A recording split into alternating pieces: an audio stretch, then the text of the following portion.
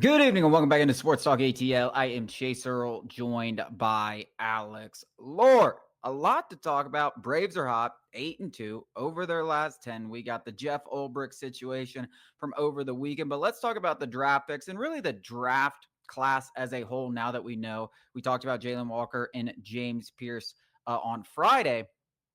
What do you like the most about this draft class? Because I think Xavier Watts in the third round might have been my favorite pick of the entire class. I never thought he would fall. I thought he was more of a second round pick. I think most people thought he was a second round pick. But the biggest thing is for the first time, we're looking at a second or third round pick and being like, oh, yeah, that guy can start next year. And usually these guys were like, oh, he's a developmental guy or something like that. This guy seems like a guy who's going to step in right next to Jesse Bates and compete for the starting job. And I think he should be the heavy favorite to win it coming into camp. The Falcons haven't had a single draft class come out with more than two starters, immediate starters. Obviously, last year, I guess you can have an asterisk on it because of Michael Penix Jr., but even still, Ruka Roro didn't play a lick. Brandon Douglas didn't play a lick. Obviously, Braylon Trice, tore his ACL. The year before that, you've only gotten two, Bijan Robinson and Matthew Bergeron. And I just did something on it. Go check it out on the site, SportsTalkATL.com. I said it there, and I'll say it again here.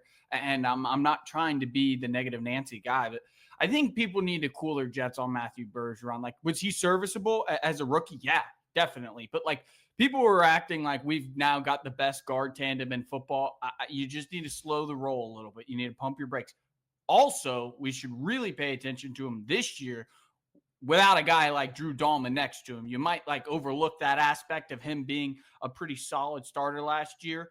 It's gonna be highlighted this year. The year before, you only got Drake London. The year before, you only got Kyle Pitts. That's what stands out to me.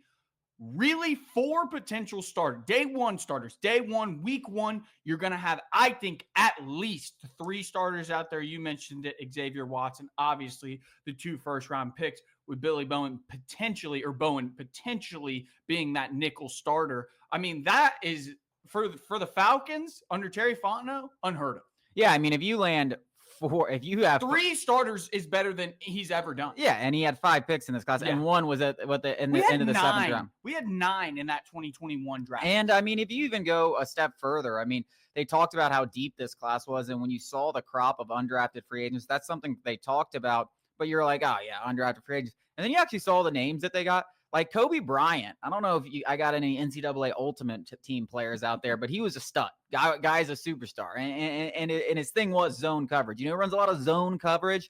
The Atlanta Falcons, that's where he thrives. Yes, he's undersized. I think he's 6 foot, 180 pounds soaking wet. He's not the most physical corner, but he's got elite ball skills. And that's something that you'll notice about this entire class. Billy Bowman, 11, 12 interceptions over since 2022, which is the second most among all safeties. Who's first? Xavier Watts, 13 over his last 2 seasons. And then Kobe Bryant has something like 11, 12 from the cornerback positions, which is even more impressive. So ball skills are a big thing. Even a guy like Nick Nash. I mean, we talked about how wide receiver 3 and behind Darnell Mooney and Drake London was a little. Nick Nash was like second in receiving yards. I mean, a guy that's triple crown. Yeah, I mean, guy was unbelievable for San Jose State. And I know it's San Jose State, but this guy could step in, not only make the roster, but potentially make an impact for the Falcons. So there are several guys that I'm sitting here today that are like, they could easily have 4, 5, maybe even 6 somewhat contributors in some facet on both sides of the ball in one draft class, because I'm including the undrafted free agents.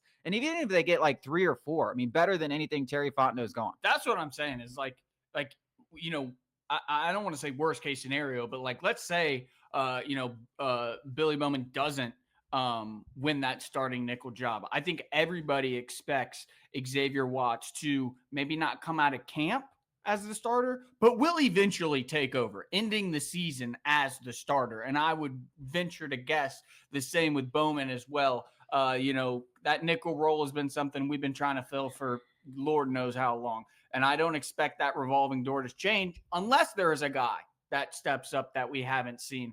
So I think when you're going into the draft and you've got questions at the 2 most valuable positions on the defensive side of the ball, Safety is almost, I would put one of those premium positions because of how the NFL has transitioned, where it asks their safeties to do so much. Obviously, Jesse Bates has single-handedly won a handful of games for the Atlanta Falcons, and you come away with guys who are immediate contributors.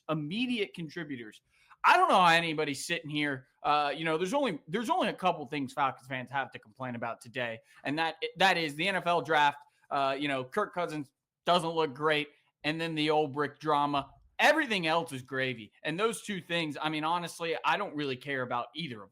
Yeah, I'll push back a little on nothing to complain about because I do think you have to look at what James Pierce Jr. and that trade cost him to move up. And I'm not going to criticize. We talked about it on the show. I'm not going to criticize Terry Fontenot for doing what he did because he is a lame duck GM that they made that's going to make desperate decisions.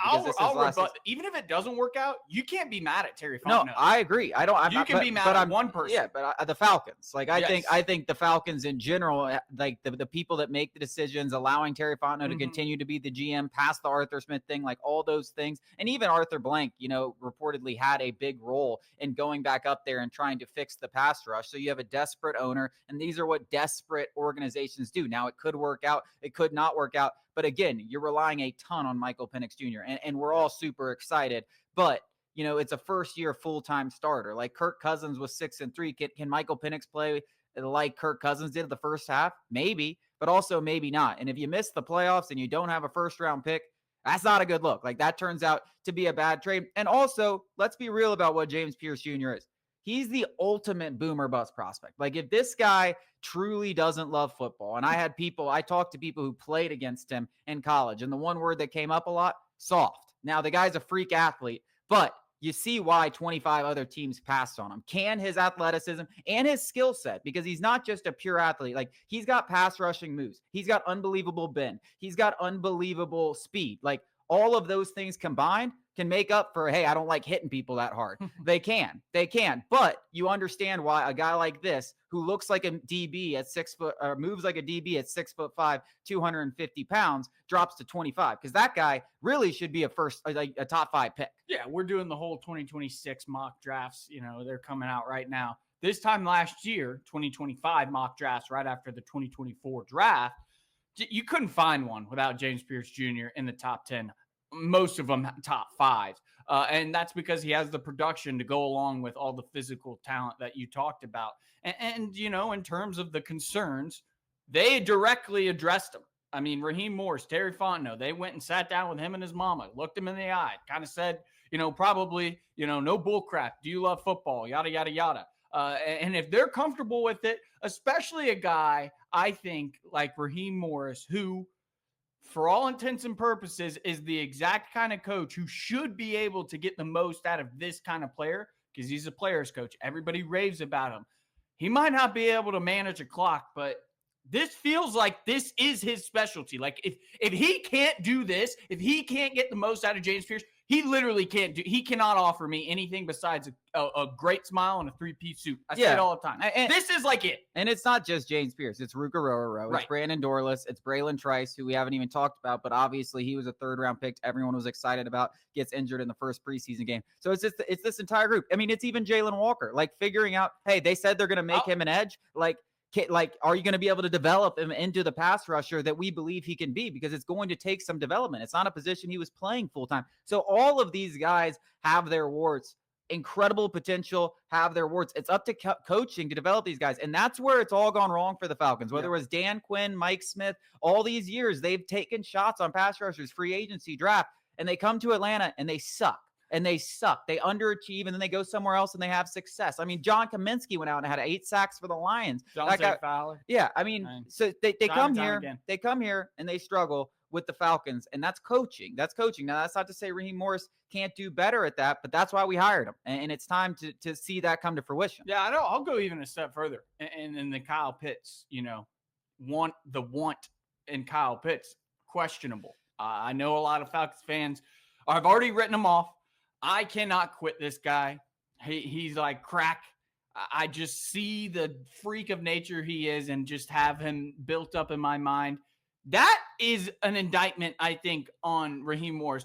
Was he here when we made that pick? Absolutely not. Should he be faulted for that pick if it flames out? Absolutely not. But you're supposed to be the player's coach who can connect with people, who can motivate people, who can get the most out of somebody as talented as Kyle Pitts. I mean, this is a huge year for Kyle Pitts. And I think Raheem Morris alike with and their development goes well beyond just the first round. It goes to the Ryan Newseals, to the Clark Phillips, to the D. Alfords, to the, if you're going to risk it and maybe not go get another boundary cornerback, you're going to have to develop a third boundary cornerback behind Mike Hughes and AJ Terrell. So there's a lot of stuff riding on this coaching staff, particularly defensively. Yeah, and Jeff Ulbrich. And we're missing the most important one. And Jeff Ulbrich's going to be Michael Penix. Yeah, and Jeff Ulbrich's going to be a huge part of that on the defensive side of the ball, which we will talk about after the break. Unfortunately, it's not much to do with Jeff Ulbrich. It has to do with his son, who was involved in the Shedeur Sanders prank call.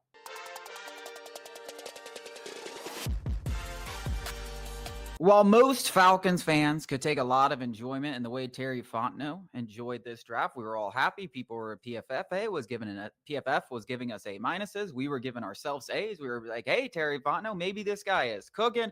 Immediately after the draft, we did find out that Jax Ulbrich, the son of Falcons defensive coordinator Jeff Ulbrich, was indeed, which I thought was just a crazy rumor when it happened, but it actually was him. It was him who was behind the Shedeur Sanders prank phone call. He went to his father's iPad, found the information, I think months earlier, took down the number, and then made the call during the draft. And it's created quite a controversial stir around the Falcons organization, Jeff Ulbrich, and obviously Jack Pierce Jr. That's debatable. What's not debatable is the overall class just on its own.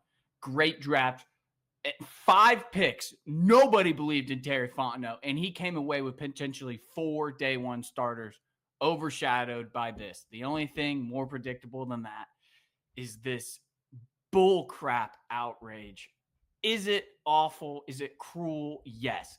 These kids have been waiting their whole lives to put that much effort into something and to potentially taste that glory and then just kind of have it ripped out from underneath you. It's a cruel, cruel joke. Jax Ulbrich effed up. I'm sure he knows it now. I'm sure he got some sort of punishment. I see people saying he should have gotten the belt. And my daddy would have given me the belt if I had done that to him, so I can understand that. Jeff Ulbrich needs to be disciplined, slap a fine on him. You can't be doing that. Obviously, that trust that he lost in his son is going to take a long time to build back up. But let's have a nuanced conversation about this.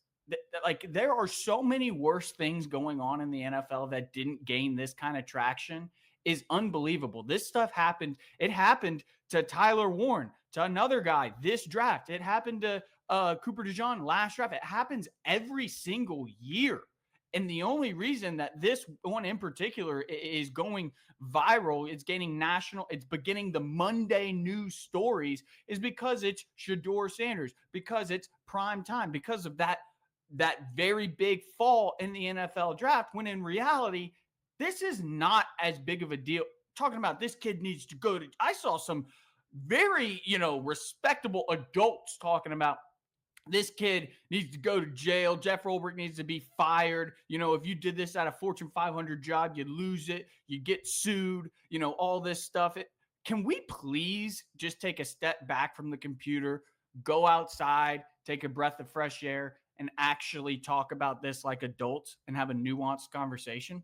Yeah, I mean, people like Matt Berry, absolute idiots. Joke. I mean, they're idiots. They're fairies. They're idiots. Like, it's pathetic that this sparked the kind of reaction that it did, because these same guys watch people sexually assault people and DUIs and talk about them on their fantasy football podcasts. Will he be a good QB? Tyreek Hill is my number one. Yeah. Like, Tyreek Hill, by all accounts, is a bad person. Domestic violence, it doesn't matter. Like, it doesn't matter. But this is the kind of stuff that they decide to get off. And first of all, it's not even Jeff Ulbrich. It's his son. Does his son deserve to be punished? Yes, he's not employed by the league. What really kind of control do they have the league besides slapping a fine or firing Jeff Ulbrich, which would be one of the most absurd things I've ever seen? They'd let Deshaun Watson play football in this league. Like, what are you guys talking about? Yeah. The fake outrage. It's so loony. It's just crazy. And it's only because it came with Shedeur Sanders. Yeah. And honestly, if Shedeur Sanders hadn't fell to the 5th round, he got picked 5 picks later, it probably isn't even a story. Yep. But because he fell to the 5th round, it was such a huge deal. And some of these other prospects that got pranked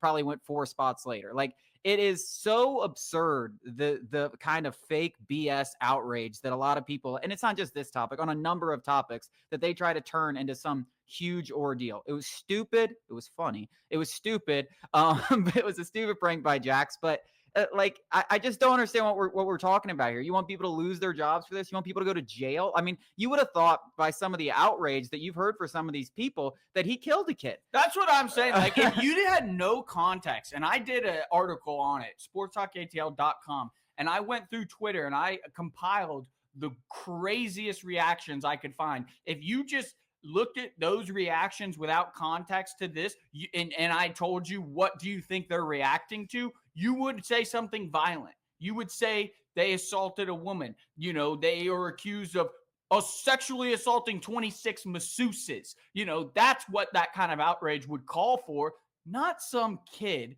And he is a kid. I love when people are like, couldn't go to war. He's 21 years old. Like, you were 21 years old. You're an idiot. You should take responsibility for your actions, no doubt. But we're all idiots at 21 years old. Like, that was just a dumb mistake. I mean, the amount of dumb stuff I did that was way worse from 21 to 20 to today.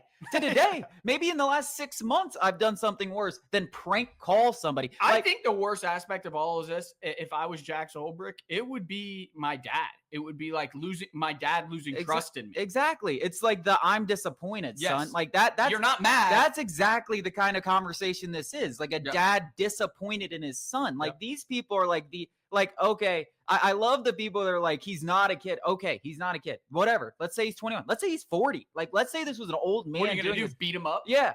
Like, what are you going to do? Send him to jail? He didn't commit a crime. Like, he didn't do anything that's technically illegal. Like, it was stupid, and he might have hurt some feelings, but guys, feelings get hurt every single day in this world, and it's not against the law. So what I love how it's just like, oh, the NFL's got to do something. What is the NFL going to do? They literally have no power in this entire situation outside of potentially punishing his father, who probably doesn't deserve any realistic punishment. Like it's not his fault. I mean, maybe he could have left a little more protection on it and made sure nothing like that happened. Probably didn't think his son was going to do something so stupid. Like, so it's absolutely hilarious. Like, let's treat him like a man. All right. He's publicly embarrassed online.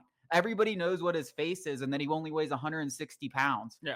Like he's getting publicly humiliated. Like, I guarantee you that's worse than anything you received when you did a prank call back in your day. Like it's unbelievable, the kind of fake outrage. It's hilarious. And obviously it's tied to Shedeur Sanders, which it's just because that story is so big. Also so funny. He apologized. The Ulbrich family apologized to the Sanders family. Jax apologized personally to Shedeur over the phone. And guess what? Shedeur and the Sanders family all accepted the apology. Yet you can't move on. You're being outraged for somebody else. Give me a break. And this has no bearing on what I think of Shedeur and Deion Sanders, because I think he still should have been a first-round pick. I think it's hilarious that you took Tyler Shuck over Shedeur Sanders. And I do believe he shouldn't have fell that far.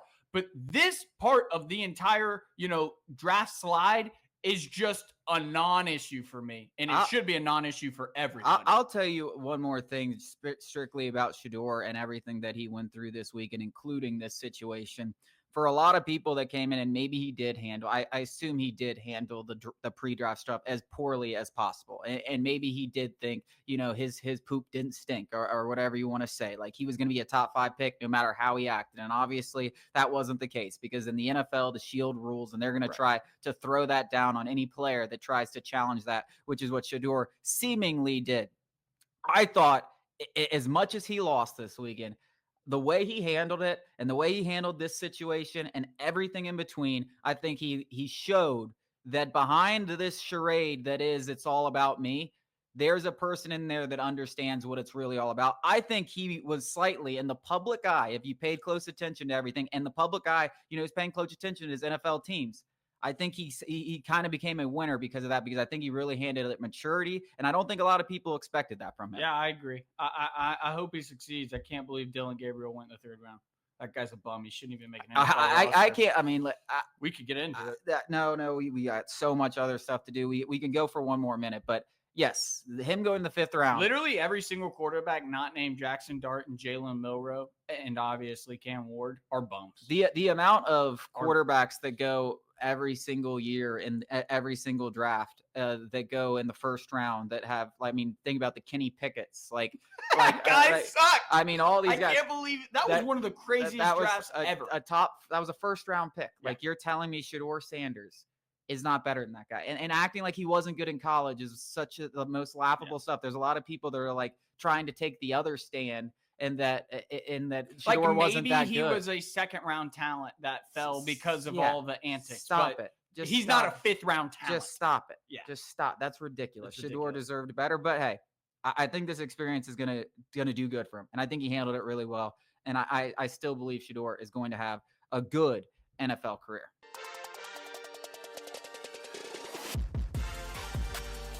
The Braves won again last night. They are 8-2 in their last 10 games, and they have 2 more games upcoming against the Colorado, who are 4-24. I don't know. I understand how teams can lose 15 games over the second half of the season when they realize they have nothing left to play for in the season. But at the beginning of the year, every team feels like they have a shot. Like,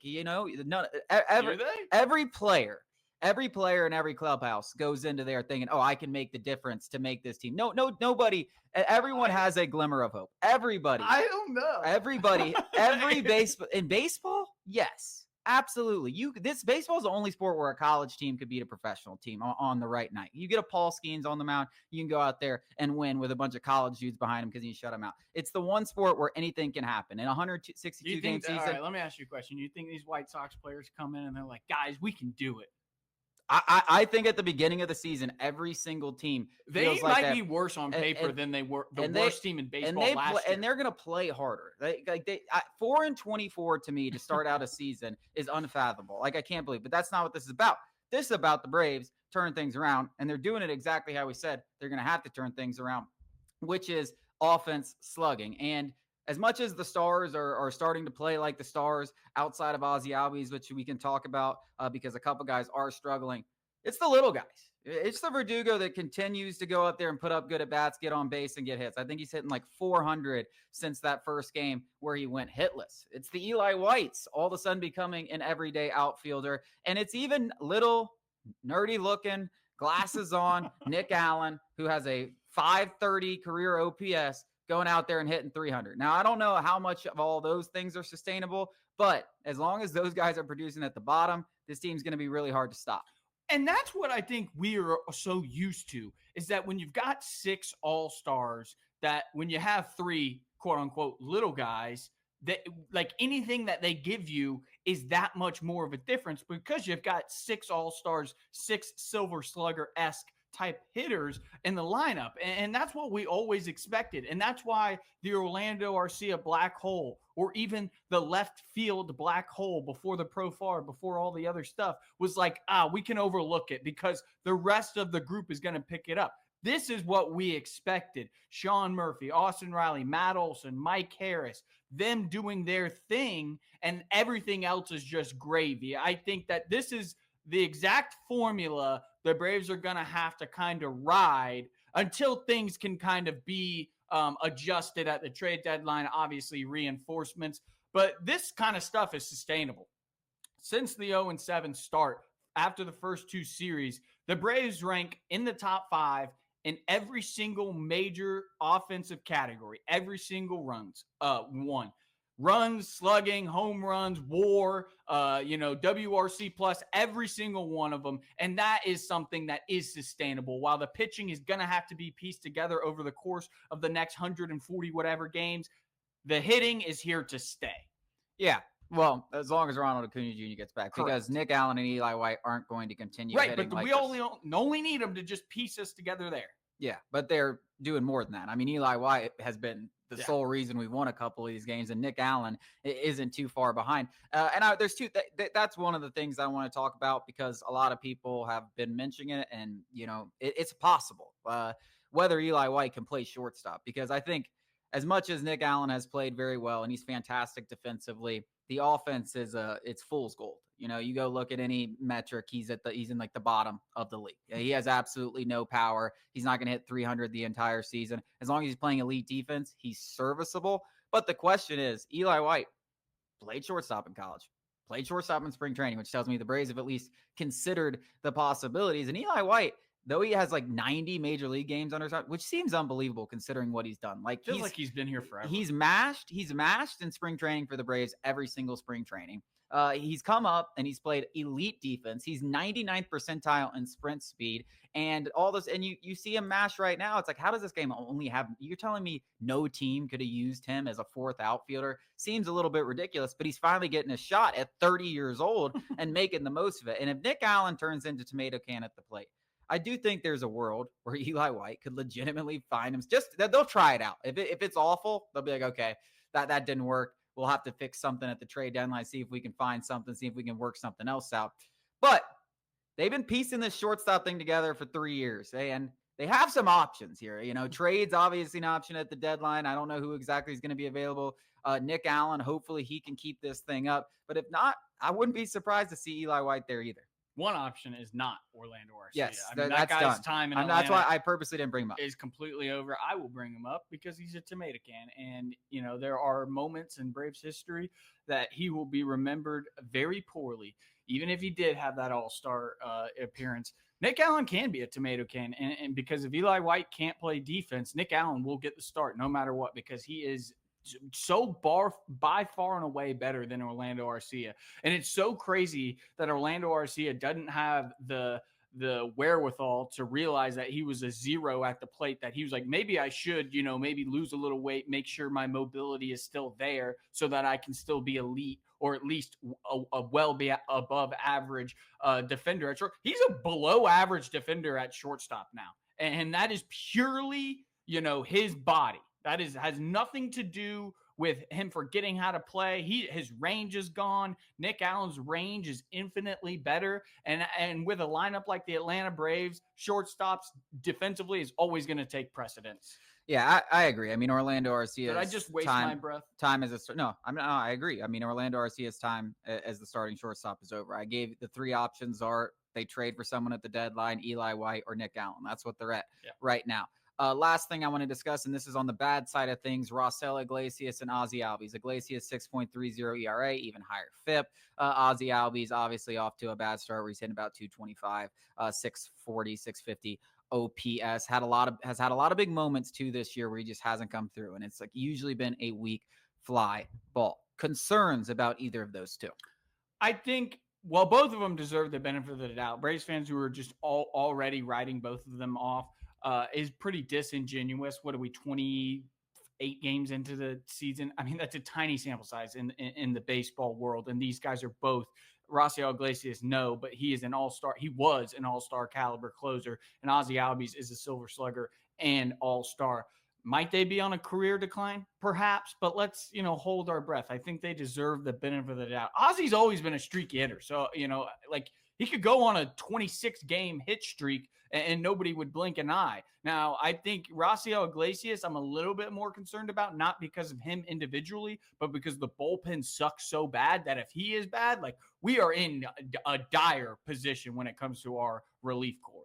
Yeah, I mean, it's laughable that people are it's laughable the way that people are talking about these two after a month of baseball. Like, if this was the All-Star break and they had these kind of numbers, okay, we can start talking about making changes at closers, even if it was late May. I mean, we're talking about literally the first month of the season. I mean, Ozzie Albies in every single healthy season has had a WAR at 4, a 3.8 or higher, every single healthy one. Yeah, last year, yes, his numbers weren't great. Last year, he broke his pinky, was out a month, and broke his wrist and was out. I mean, he was out for several months of the season. I'm not necessarily going to put a ton of weight into that. And then 2 years ago, he was a 5 WAR player. Every single healthy. The only thing I'm concerned about with Ozzie Albies really is injuries. Like, can he stay healthy for the entire season? And people want to go look at these advanced analytics site things, which I swear to God have become the curse to all baseball knowledge, because people just take these things, especially in 28-game sample sizes, and overreact them and don't know how to utilize them. They're like, oh, his average exit velocity is in the 15th percentile.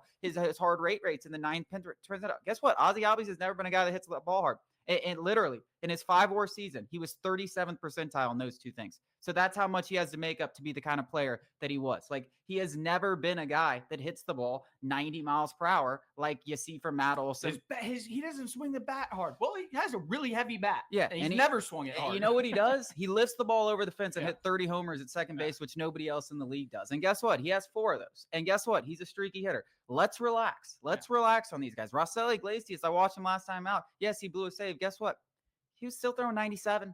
His slider is hanging over the middle of the plate, just like Chris Sale's is. Am I going to sit here and say Chris Sale cannot be a good pitcher for the Braves after 5 very, very mediocre or below average starts? No, I'm not going to say that. I'm not going to say that about Raisel Iglesias. I'm not going to say that about Ozzie Albies because it's April. It's April 29th. Let's at least get to May, June before we start saying ridiculous stuffs about guys with track records of success that sometimes are longer than your kids have been alive. Like, geez. So let's relax. All right. A lot of good stuff. Let's not focus on that negative stuff. We got a lot more to talk about coming up after the break.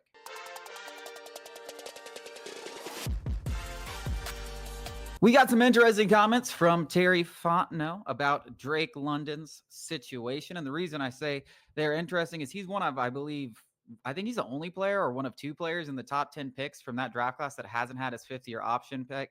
And Terry Fontenot was kind of weirdly non-committal about it because we all know that Drake London's option is going to be picked up. So I'm just like, what? Like, why don't we just go ahead and say it?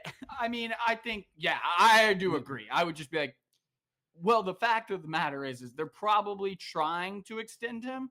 But yes, Terry Fontenot could have just not, twisted words and said, we love Drake. We're trying to work something out. If not, we're picking up his 5th-year option regardless. Obviously, if you're Drake London, you probably say, no, thank you, but no, thank you. Pick up my 5th-year option. We'll discuss this next year after I go and put up another 1,000+ yards. And, the market continues to rise, high tide, all boats rise. And if you're the Atlanta Falcons, you're saying, no. We'll get you on the books right now. Yeah. It'll be cheaper. I mean, no doubt. I mean, it's the same issue with every sport. We talk about it with the Braves all the time. Go ahead and do it early because nothing's getting cheaper in this world. But on the flip side, gas ain't getting cheaper. We talk about it. There's risk. Eggs ain't getting cheaper. There's risk. Drake London, you go out there and, God forbid you get injured. Boom. Your next contract is totally screwed. Falcons, that same exact thing. You give Drake London all that money, goes out, gets injured, boom. But given that he already has 2 years of production, and even if he does get injured, he can come back in year 5 and then still yards over the last 3 games with several touchdowns. And Michael Penix is now going to be my starting quarterback. Yeah, I think I'll pass on that $100 million extension and wait to try to get $40 million a year. I mean, he would be right to bet on himself. Because the landscape of his quarterback play and the price of it's hilarious. It is straight up hilarious to see what he has gone through. Kyle Pitts as well. I mean, it is just laughable. The quarterbacks he has caught balls with, and now he actually has someone that he's like, yeah, I'll sign with Atlanta long term because Michael Penix is the truth. I mean, yeah, he's in line for a deal if he doesn't sign this year. $40 million a year. I mean, which is easily. He's going to have 1,500 yards this year if he doesn't get injured. I mean, he's unbelievable. And Michael Penix clearly had a connection with him. We got a lot more to discuss coming up after the break.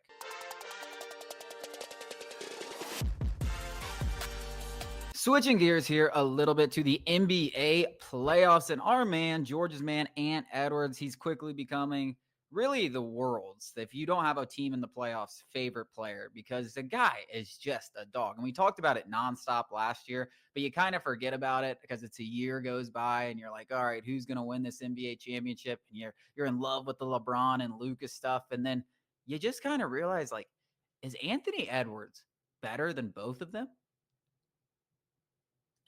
I think it's hard to say no. Well, I'll say this. Were the Mavs right? Luka Doncic refuses to play defense. Like, Trae Young is not good at defense, but like over the last year and a half or so, the effort in terms of just turning it up a notch is clear. Trae Young is trying on that end of the court. There is no argument. Luka is still not trying until they are down 15. Like, it takes the Lakers being in a hole for Luka just to get off his butt And I don't want to bash the GOAT, the king, but to a certain degree, LeBron is almost the same way, where he's like, I'm not going to turn it on until it's needed, and then it's too late. In this series in particular, I don't know if that's the craziest thing to say. I mean, I listen, if you're asking me to take Ant or Luka, the answer to me is obvious. I think it's Ant.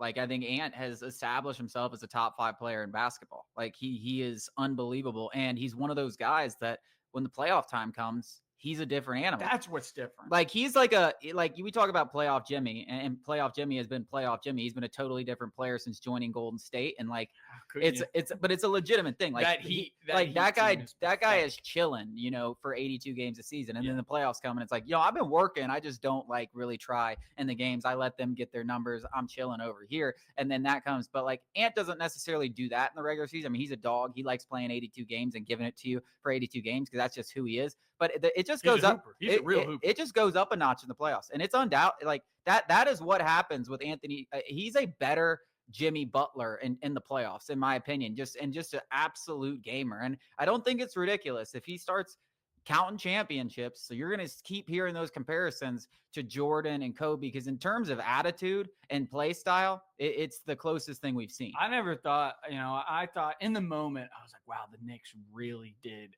a good job. Like, the Knicks are making moves. The Timberwolves, they trade for Rudy Gobert. They get rid of Karl Anthony Towns. They improve on the margins. And I'm just wondering, they are a good team. They've got exactly what they need in terms of a good core to start, competing for championships. And it does all stem from Anthony Edwards. And then on the flip side of things, I'm like I can see the Mavs vision now. It's still a crazy trade. It's what's so crazy about the Mavs trading Luka isn't the fact that they traded Luka. It's that they did it in the night and probably screwed them. They could have gotten 10 first-round picks for Luka Doncic had they just waited till the offseason and kind of just put him on a pedestal and said, who wants the best player in the NBA? Instead, absolutely. I think that's what really annoys the problem. People. Yeah, I think that's what really annoys people. I mean, I know there were conversations that potentially they went to the Wolves. They went to the Wolves, and the Wolves were like, nah. And that looks genius now, because I think there's a lot more talent on that Lakers team. But the best player on the court right now is Anthony Edwards, and the dude's the dog. Now, I'm not counting the Lakers out. You still got LeBron. You still got LeBron. Those games have all been tight. The last one especially, they were up by 10. Probably should have won it. Should have won it. Not counting them out. But we'll talk about the Cavaliers after the break, because that is a team that if you are not buying stock, I think you should, with the way they performed in the first round.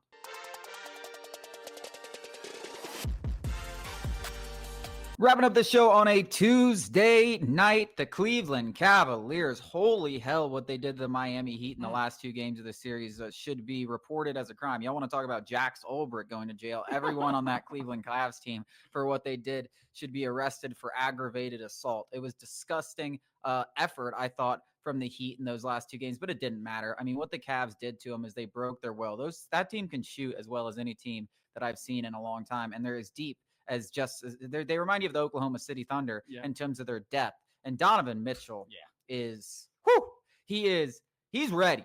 He's ready. And now, is he ready to win a championship? We're about to find out, because that Boston Celtics team and that Cleveland Cavs matchup feels like it's destined for each other. And that is, to me, is going to be must-watch television. Yeah, I don't know if you guys watched it, but the Cavs and Heat game 3 and 4, I bet on the Heat in both of those games, thinking – Heat culture. You can't get embarrassed like that on your home court. You're going to have some. Those bets lost by a combined 1,000,000 points. I mean, they weren't even close from like the first possession. And pitiful effort, I think, is doing a disservice of what that Heat team put out there on the court. I mean, all of those guys should be disgraced. And are they talented? No, they're obviously missing a lot of guys. They traded away Jimmy Butler, but how they performed in terms of a effort standpoint is pathetic, inexcusable. And if I was Pat Riley, I mean, I'd ship half of them off. You can't lose by 50 on your. You can't be down by 50. They tied the record. This is a hilarious thing for me. You lost a bet on the tying of the worst playoff loss in NBA history. I lost that bet. I'm going to have to take that one to my grave. But hang on, I want to just get to the Cavs. I was completely wrong about the Cavs. I am officially like, they could give I still thought I'll have to see, do the Heat just suck, or are the Cavs really, really good? I think maybe a little bit of both, but I think they might actually be able to give the Celtics a run. It's undoubtedly a bit of both. I mean, you look at the Heat trying to score in a playoff game. It was the most disgusting thing you've ever seen. But the Cavs on the flip side, the Heat can play defense. Garland didn't even play game 3 and 4. They can still play defense on the other side in the Miami Heat, and it was unbelievable the way they were able to shoot the ball, and everybody could shoot. I mean, Mobley was walking into threes. Max Strus was hitting everything. Merrill was. I mean, our boy DeAndre Hunter was unbelievable coming off the bench. Ty Jerome had a game where he scored 30. Donovan Mitchell, Ty Jerome is who Tyler Hero really is. That was impressive, man. That was impressive, and I can't wait for that conference final. But hey, the Pacers playing good basketball. I don't think they're going to beat the Cavs, but hey, watch. I'm telling you, Pacers, watch out for them. That wraps up our show. Thank you guys. We'll end on that. That wraps up our show. Thank you guys for joining us. We'll be back with you tomorrow.